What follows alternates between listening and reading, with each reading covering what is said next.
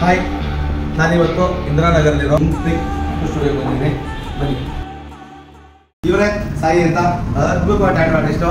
ಸಿಕ್ಕಾಪಟ್ಟೆ ಟ್ಯಾಟೂ ಮಾಡಿಸಿದ್ದೀವಿ ಇವ್ರ ಹತ್ರ. ಇವತ್ತೊಂದು 2 ಮಾಡಿಸಿದೆ. ಸೊ ಬನ್ನಿ.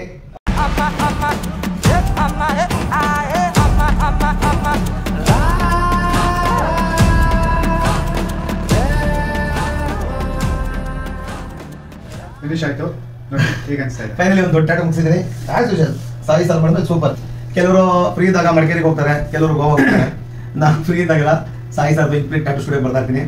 ನಾನು ಹುಟ್ಟಿದಾಗ ನನ್ನ ಜೊತೆ ಹುಟ್ಟಿದ ಮಚ್ಚೆ ಅಳಿಸೋದ್ರು, ನೀವು ಹಾಕಿದ ಅಚ್ಚೆ ಅಳಿಸೋಬಾರ್ದು. ನನ್ನ ಮೈ ಮೇಲಿರೋ ಆಲ್ಮೋಸ್ಟ್ ಟ್ಯಾಟೂಸ್ನೆಲ್ಲ ಸಾಯಿ ಸರ್ ಮಾಡಿರೋದು. ಕೆಲವರು ಹೇಳ್ತಾರೆ ಸತ್ತಾಗ ಏನು ತೊಗೊಂಡೋಗಲ್ಲ ಅಂತ. ಇಲ್ಲ, ಖಂಡಿತ ಸತ್ತಾಗ ಬೂದಿ ಆಗೋವರೆಗೂ ನಮ್ಮ ಮೈ ಮೇಲಿರೋ ಟ್ಯಾಟೂಸ್ ತೊಗೊಂಡೋಗ್ತೀವಿ. ಸೊ ಆ ಟ್ಯಾಟೂಸ್ ಯಾವಾಗಲೂ ಅಷ್ಟೇ ಸಾಯೋರು ಯಾರೇ ನೋಡಿದ್ರು ಖುಷಿ ಕೊಡೋ ಥರ ಇರಬೇಕು. ಟ್ಯಾಟೂ ಮಾಡಿಸ್ಬಿಟ್ಟು ಕೆಲವರು ಮುಚ್ಕೊಂಡು ಓಡಾಡ್ತಿರ್ತಾರೆ.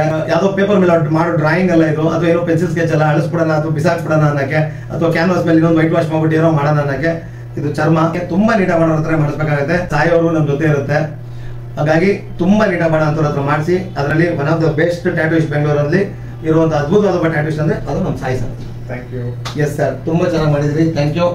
2 ಟ್ಯಾಟೂ ಮಾಡಿಸಿದೀನಿ, ಇನ್ನೊಂದು ಟ್ಯಾಟೂ ಇದೆ.